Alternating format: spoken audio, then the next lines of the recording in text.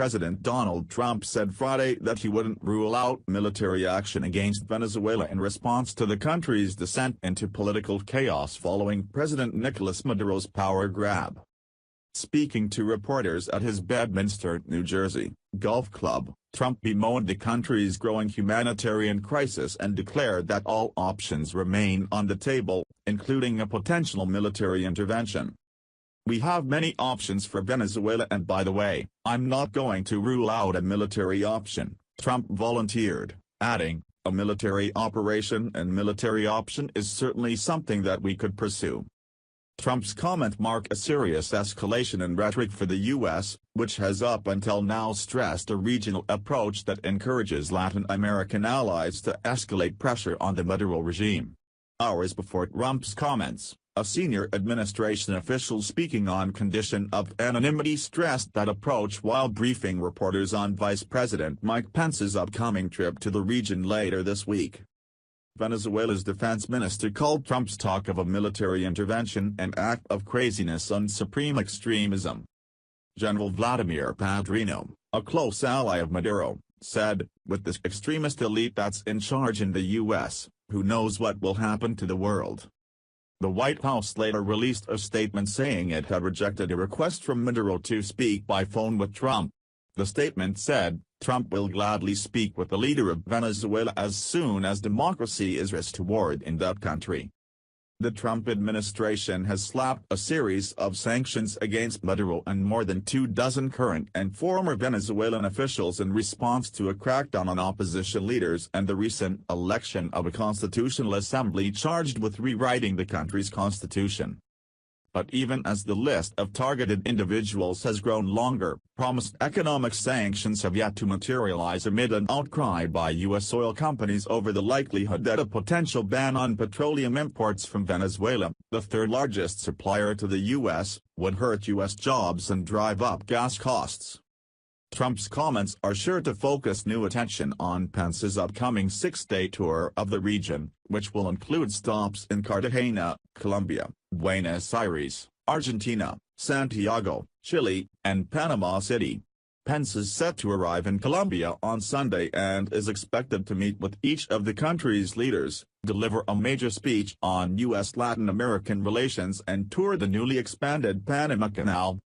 The trip was already sure to be dominated by discussion of Venezuela, with Pence expected to call on the leaders to continue to pressure the Maduro government and encourage others in the region to do the same. But Trump's comments are likely to upend the conversations, with leaders potentially pressing Pence for reassurance that Trump won't go through with his military threat. The vice president's trip will highlight the divide between the past and present of Latin America, said Jared Dagan, a Pence spokesman, in a statement sent before Trump's comments. Venezuela represents the past, with the failed path of tyranny and oppression, but Colombia, Argentina, Chile and Panama represent the future of freedom, opportunity and prosperity. Trump's threat of military intervention in Venezuela also seems to contradict the advice of his top national security advisor. Citing the resentment stirred in Latin America by the long U.S. history of military interventions in the region, General H.R. McMaster said he didn't want to give Maduro any ammunition to blame the Yankees for the tragedy that has befallen the oil-rich nation. "You've seen Maduro have some lame attempts to try to do that already," McMaster said in an interview that aired last Saturday on MSNBC. Rather than send in the Marines, McMaster said it was important for the U.S. and its neighbors to speak with a single voice in defense of Venezuela's democracy. "It's important for us to place responsibility for this catastrophe on Maduro's shoulders. He is the one who has caused it, and he's the one who's perpetuating it," he said.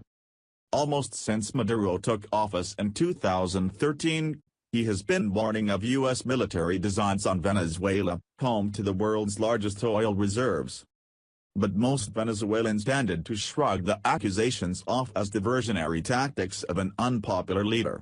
One website even emerged to keep track of the multiple conspiracy theories spread on state media and Maduro's frequent harangues against Washington. But Trump's comments that he won't rule out a military option in Venezuela may yet validate those claims in the eyes of some government supporters.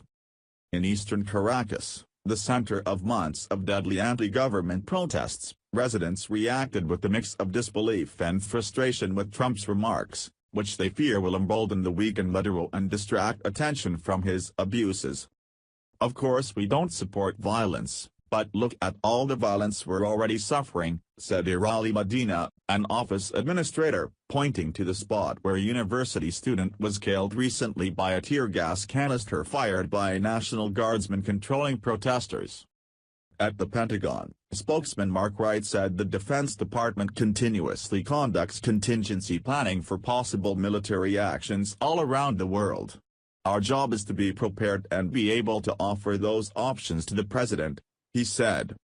Still, a senior U.S. official said the Pentagon is unaware of any coming military action in Venezuela.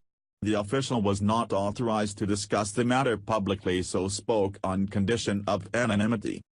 _.